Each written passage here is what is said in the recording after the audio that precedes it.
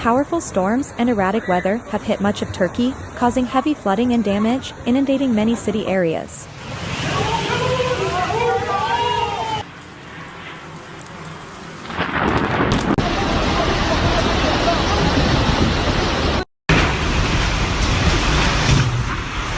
The city of Dala, Türkiye, was thrown into chaos and mourning by a storm accompanied by sudden, devastating downpour.